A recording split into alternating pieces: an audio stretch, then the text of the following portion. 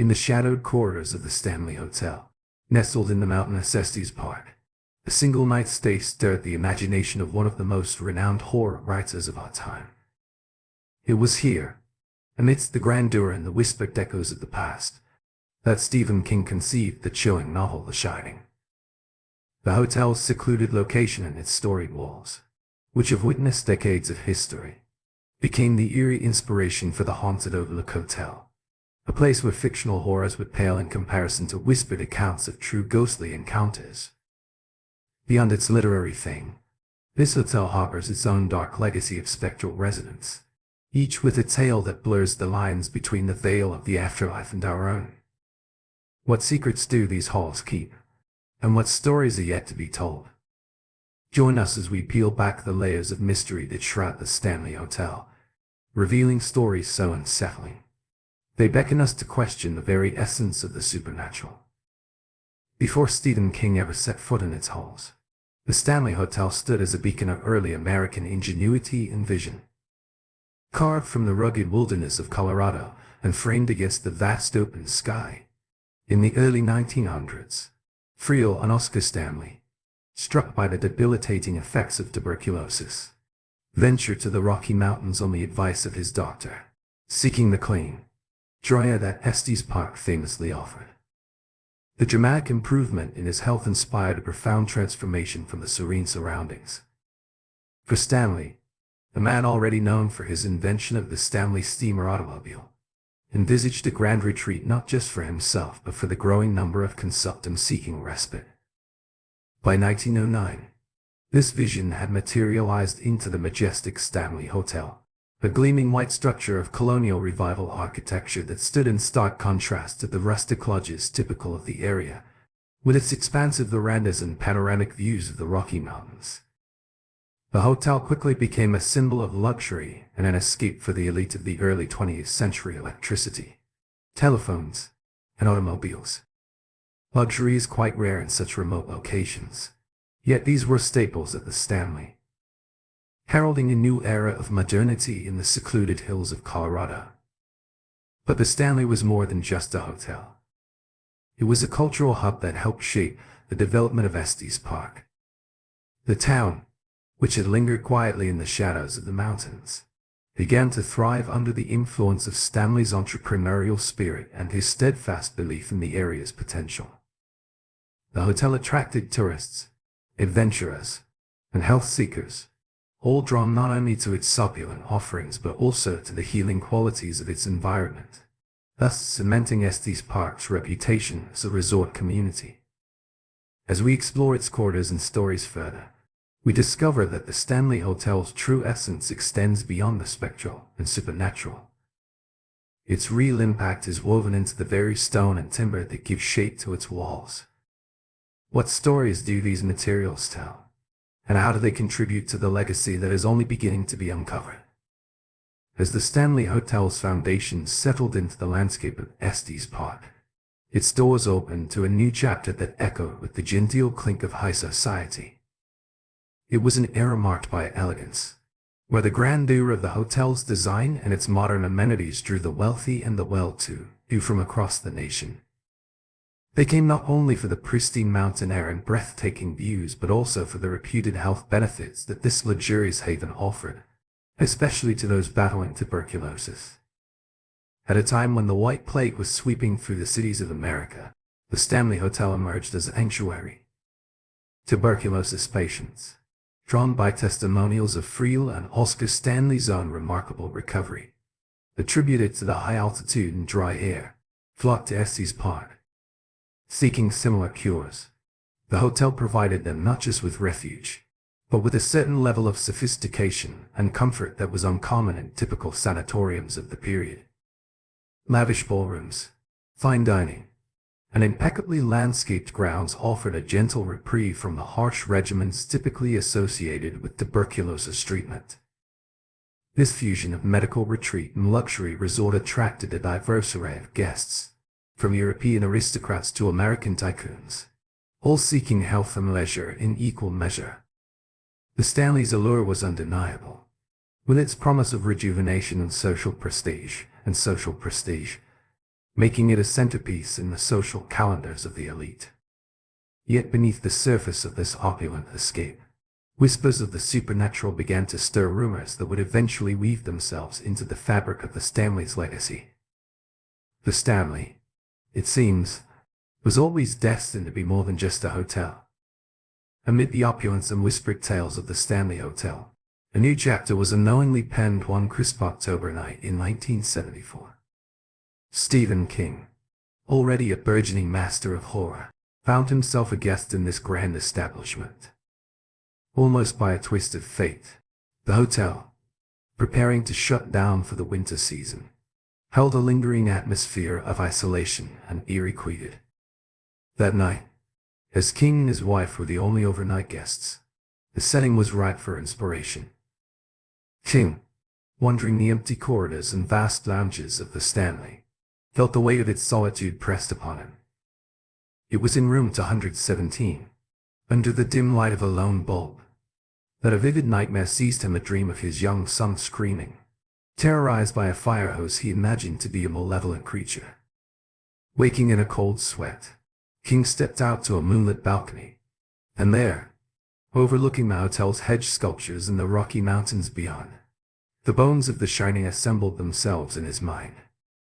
Specific elements of the Stanley directly threaded into the fabric of his novel. Room 217, where King had slept, retained its haunting legacy in the book, becoming a focal point of supernatural occurrences. The grand, isolated setting of the Stanley became the Overlook Hotel, a place possessed by its own sinister history, where the past lingered as palpably as the chill of the Colorado air. This happened when I was in the first or second year of junior high school. I think I was about 13 years old.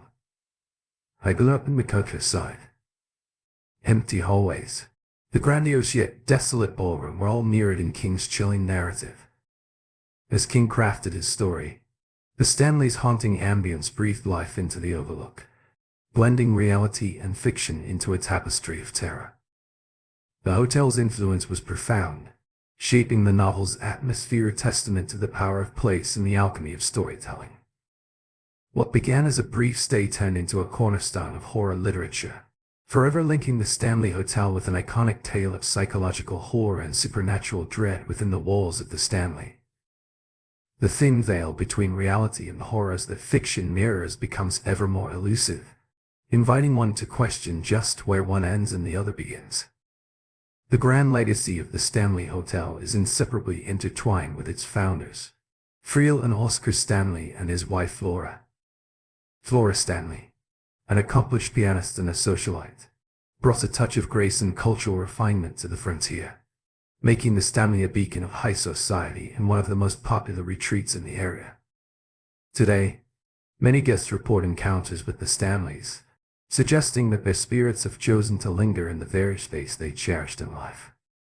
Freeland's apparition is often cited in the billiards room, where he was known to enjoy the games, and in the administration office overseeing the running of his beloved hotel, as if ensuring his standards are upheld.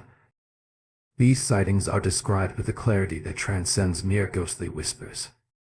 Witnesses report a distinguished gentleman, sometimes with a soft, welcoming smile, indicative of Mr. Stanley's non-genial nature. Flora's spiritual presence is most felt in the music room, a space where she spent much of her time entertaining guests with her piano performances. It is here that visitors report eerie yet beautiful piano music playing autonomously. The music, often identified as Flora's favorite pieces, starts when the room is empty, as if she performs unseen to an invisible audience. The keys have been seen moving on their own, a spectral performance that leaves those who witness it in awe, sometimes in a slight shiver of delight or fear. The manifestations of Flora and Stanley are not just tales, they are part of a greater narrative that the hotel embraces with these personal stories, enhancing the historic and eerie allure of the Stanley.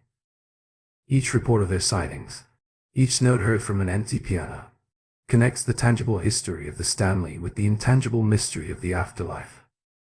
As visitors walk through the Stanley, the legends of its founders not only recount a history but also breathe life into the stone and woodwork of the Grand Hotel, ensuring that the legacy of the Stanleys remains as vivid and enduring as the structure they built amid the many hauntings of the Stanley Hotel. The tale of Room 217 stands distinct, etched into the fabric of its history with a blend of tragedy and enduring mystery. This room, which Stephen King famously occupied, is haunted by the ghost of Elizabeth Wilson, a housekeeper who met with misfortune in the early 20th century. In the year 1911, during a stormy night, an explosion caused by a gas leak injured Elizabeth while she was lighting the acetylene lanterns in room 217. The blast was significant enough to send her through the floor into the dining room below. Yet, remarkably, she survived the ordeal. Elizabeth, affectionately known as Mrs. Wilson, continued to work at the hotel for many years after her recovery, eventually passing away in the 1950s. However, her spirit appears to have never left the premises of room 217. Guests to stay in this room report a variety of unexplained phenomena: lights flickering on and off, doors mysteriously opening and closing, and belongings being inexplicably unpacked. Some had even felt a cold presence, suggesting the lingering spirit of Mrs. Wilson still tends to her duties. Perhaps wary of the safety of the hotel's guests, the legend of Elizabeth Wilson has been a focal point for those intrigued by the paranormal, her story intertwining with the lore of the hotel itself. It was this very room and its ghostly inhabitant that inspired Stephen King to write The Shining. After he spent a restless night there, his imagination fired by the eerie energy of the room. Her presence in room 217 serves as a poignant reminder of the Stanley story past, where each creak and whisper in the walls is a verse in the ongoing narrative of this historic hotel. The spectral presence in room 428 at the Stanley Hotel adds an unsettling chapter to its haunted history. Here, the ghost of the cowboy has become a familiar encounter for many guests. Room 428, located at the hotel's corner, is often described by visitors as having an unusual atmosphere even before the apparition appears. Guests reported a distinct feeling of being watched, and some mention an unexpected chill or a sudden breeze that seems to come from nowhere. Despite the room's windows being closed, this peculiar cowboy figure is consistently described as wearing a traditional long coat and a Stetson hat, which obscures his eyes. The cowboy's behavior is noted for being somewhat interactive compared to other spectral sightings at the Stanley. While he typically starts by sitting quietly in the corner of the room, he occasionally stands and moves closer to the bed. Guests have reported waking to find him looming near, looking as though he wishes to communicate something urgent, yet unable to articulate his thoughts. These interactions, though never harmful, leave visitors with a profound sense of unease and curiosity about his origins. While specific details about the identity of the cowboy ghost in room 428 of the Stanley Hotel remain elusive, the accounts from guests and the enduring folklore provide a rich backdrop for his presence. Historically, the area around Estes Park where the Stanley Hotel is located was frequented by cowboys and frontiersmen in the late 19th and early 20th centuries. It's possible that the cowboy could be the spirit of one of these historical figures, perhaps someone who had a connection to the land before the hotel was even conceived.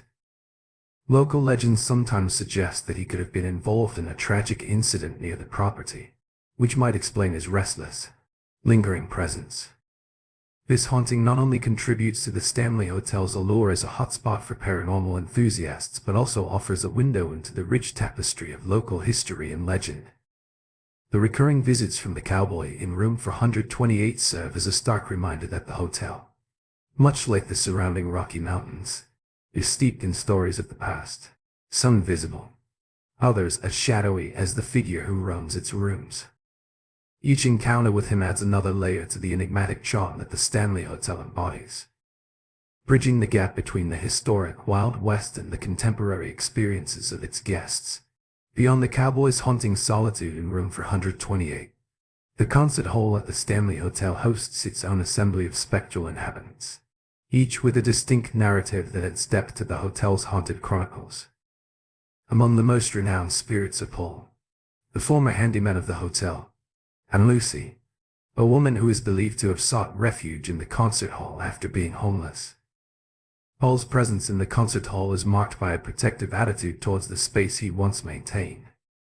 Employees and guests report hearing him say "get out," a phrase often whispered in the lower levels of the hall, particularly when staff are closing up for the night. This protective behavior is complemented by more benign interactions, such as flickering lights or shifting objects, acts that remind the living of his perpetual watch over the hall. Lucy's spirit, on the other hand, is often associated with a more playful and sometimes melancholic demeanor. Her story is particularly poignant, believed to have been a young woman without a home.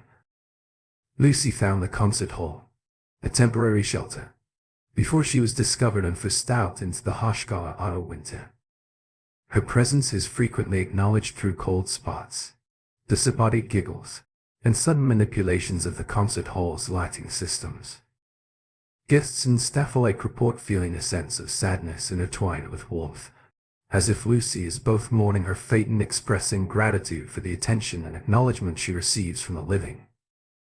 Together, Paul and Lucy's continued hauntings make the concert hall a focal point for paranormal investigations and tours, as casual visitors wander through the iconic concert hall. They might be in for an unexpected encounter with Paul and Lucy, whose spirited onyx continue to enliven the old venue. Whether it's a sudden chill in the air hinting at Lucy's passing presence or an unexplained sound echoing Paul's protective whispers, these spectral residents ensure that a stroll through the Stanley is anything but ordinary. From the playful and somber echoes of Paul and Lucy in the concert hall, the atmosphere shifts as we ascend to room 401, where the presence of Lord Dunraven, an English aristocrat who once owned much of the land on which the hotel now stands, imparts a distinctly different essence. Though Lord Dunraven never resided in the hotel, indeed, the hotel was constructed years after his departure from Estes Park, his connection to the location remains palpably felt.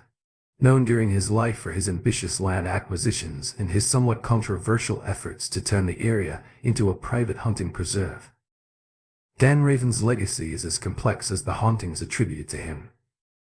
Guests and staff at the Stanley frequently report an array of mysterious phenomena, specifically in room 401, often associated with Lord Dunraven's presence. The most distinctive sign is the strong scent of pipe tobacco, Dunraven's preferred smoke during his lifetime, which inexplicably permeates the room despite a clear absence of any tangible source.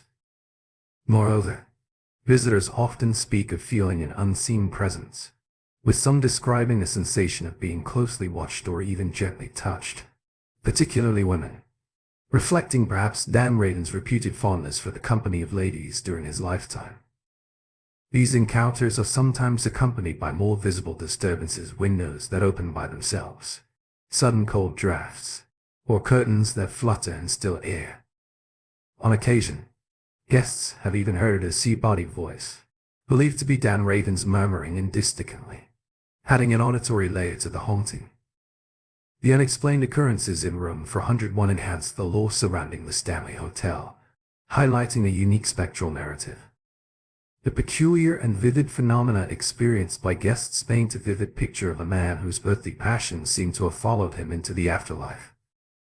These encounters invite guests to ponder the layers of history beneath their feet and the personalities that shaped them, preparing them to explore further into the storied halls and rooms of the Stanley, where each shadow and whisper adds to the unfolding saga of this historic hotel. As we continue along the fourth floor of the Stanley Hotel, the atmosphere shifts distinctly. Once the servants' quarters, this area carries the echoes of its past not through visible remnants but through the audible traces of invisible inhabitants, particularly in room 418, where guests report hearing the sounds of children playing a giggling chorus that fills the hallways when no child is in sight. The fourth floor's reputation for these ghostly occurrences is well documented by both staff and visitors. The sounds of laughter and running feet are often heard in the dead of night when the corridors are empty and the living guests are asleep. These are not just fleeting noises. Many report them as vividly resonant, as real as any live sounds, yet with no discernible source. Some paranormal enthusiasts speculate that these sounds could be examples of the stone tape phenomenon, where emotions or events are imprinted onto the environment and replay under certain conditions. This theory posits that the youthful energy and emotions of the past servants' children have been recorded by the very fabric of the building, replaying for today's ears. The Stanley's isolated location meant that historically, many staff members resided on the premises, and their children would have played in these corridors, their laughter permeating the walls and perhaps becoming a permanent imprint on the fabric of the building.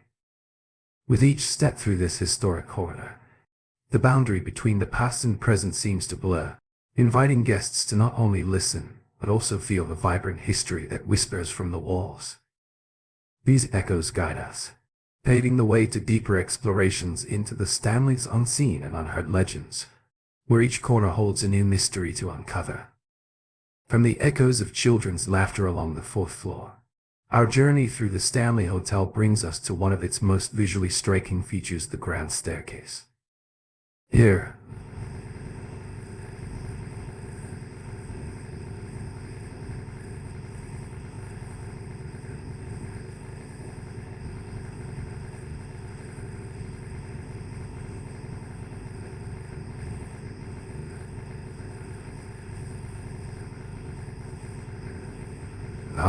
amid the opulent woodwork and stately ambience, a different spectral resident is said to linger.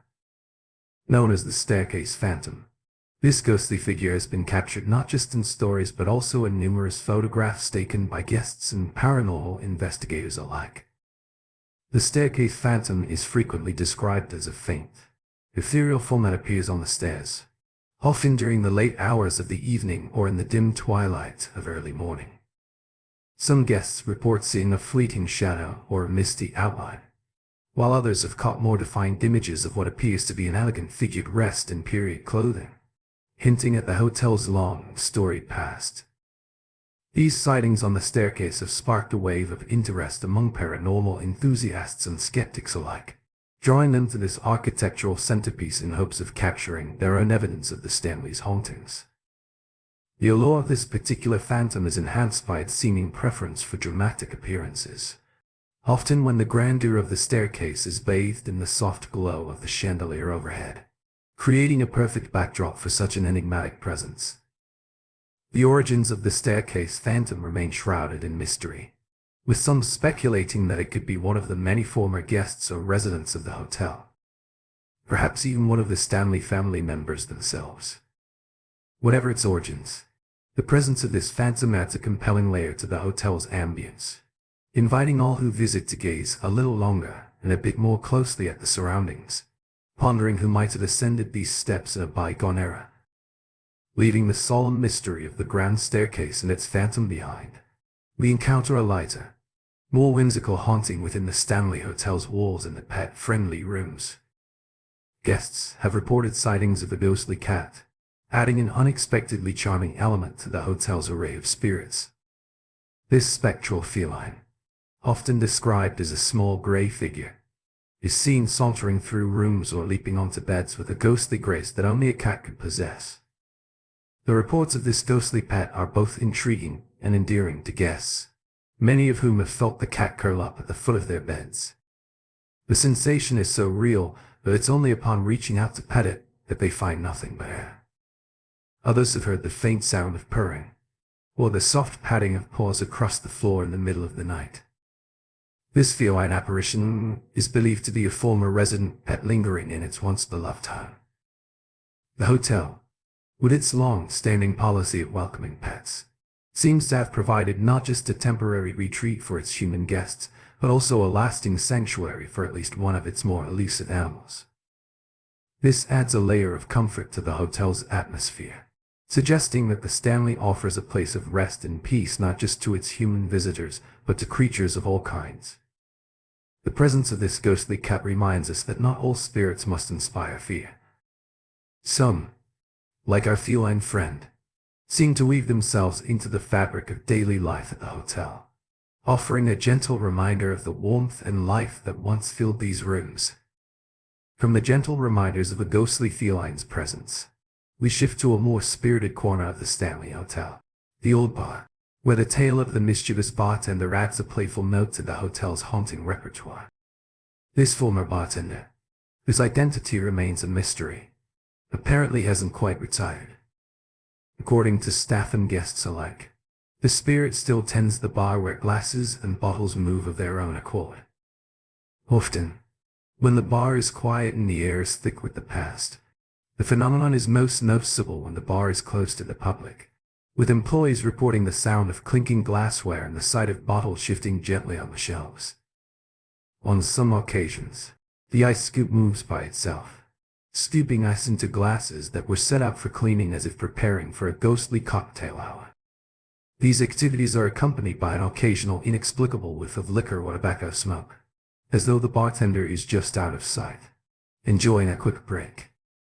The playful nature of these hauntings brings a lighter side to the spectral happenings at the Stanley. Unlike some of the hotel's more eerie tales, the story of the mischievous bartender seems to evoke amusement and curiosity rather than alarm.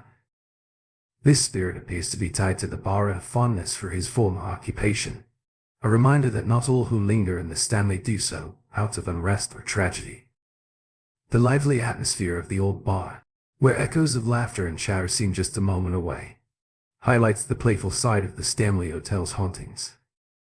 Unlike the hotel's more chilling tales, the story of the mischievous bartender evokes amusement and a touch of nostalgia.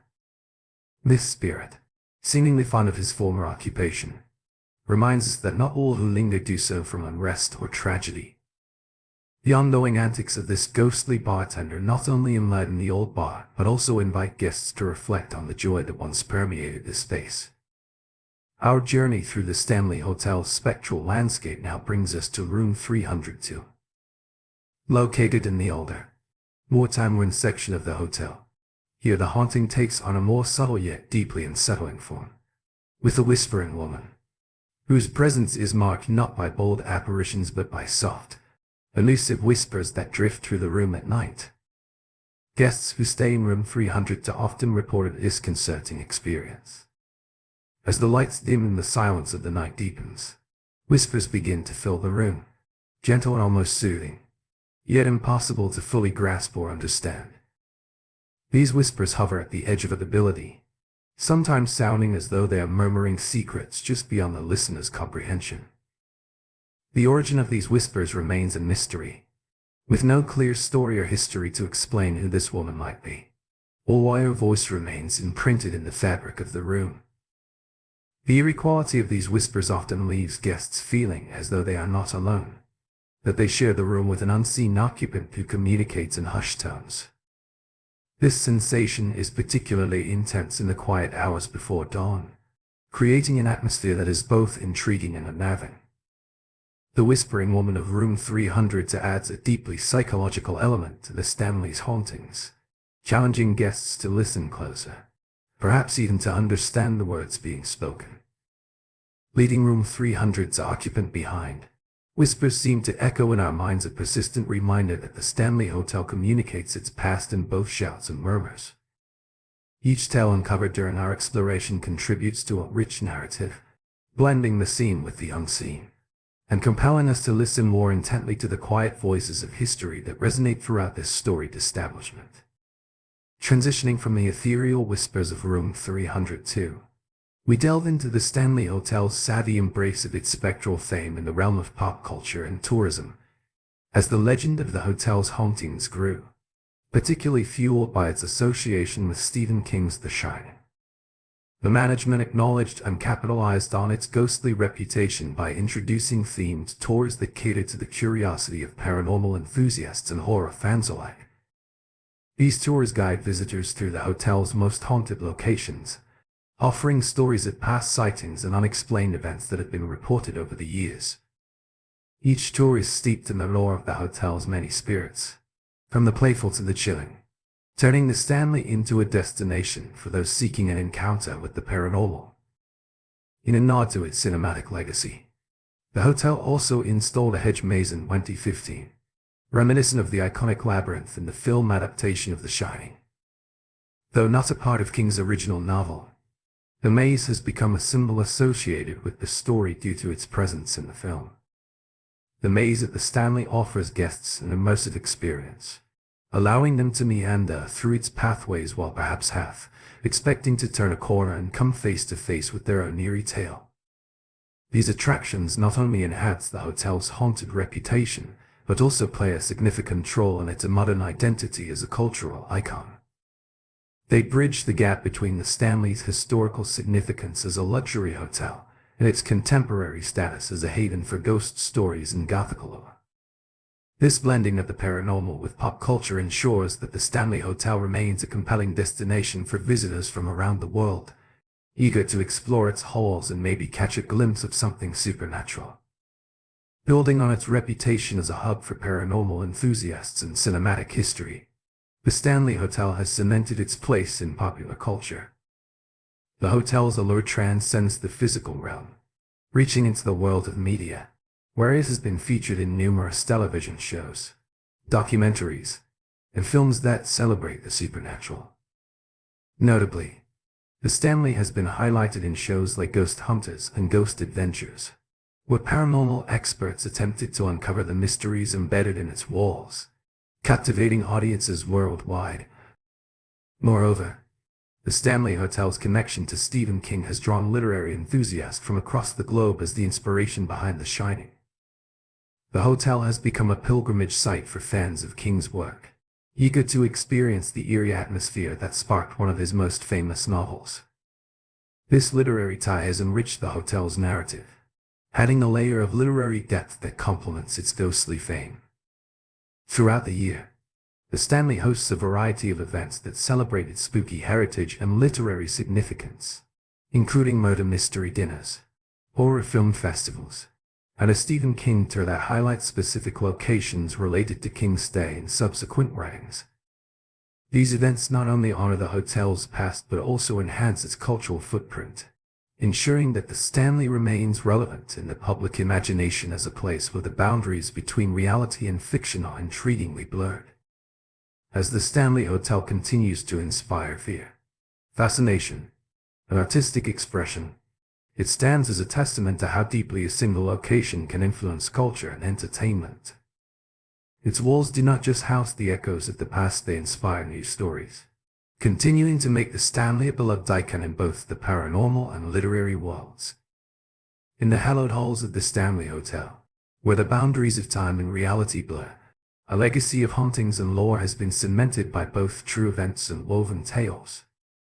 The hotel's history, rich with real ghost stories from the spectral likes of Flora Stanley to the Whispering Woman of Room 302, intertwined seamlessly with the fictional horrors inspired by Stephen King's vivid imagination. This blend has transformed the Stanley into more than just a hotel. It has become a legendary site of the paranormal, where each creak and whisper adds to its mystique as one of America's most haunted destinations. Reflecting on the enduring allure of the Stanley, its continued draw is undeniable. As the sun dips below the Rocky Mountains, casting long shadows over its iconic facade, the hotel seems to whisper invitations to those who seek to explore its mysteries. The faint sounds of a piano echoing through its corridors, or the soft, eerie giggles of ghostly children playing on the fourth floor, serve as a siren call to the curious and the brave. The Stanley Hotel does not just reside in Estes Park, it lives in the heart of every guest who has walked its haunted rooms, inspired by its eerie beauty and the tales that permeate its walls. As we fade out on the haunting visage of the Stanley at dusk, with the echo of ghostly whispers and distant piano music lingering in the air, we are reminded that some places hold more than just memories. They hold a presence, a spirit of their own, forged from the stories of those who have passed through their doors, both living and spectral. The Stanley Hotel remains an enigmatic beacon, calling to those who are drawn to the shadowy line between the known and the unknown, the seen and the unseen, the past and the present.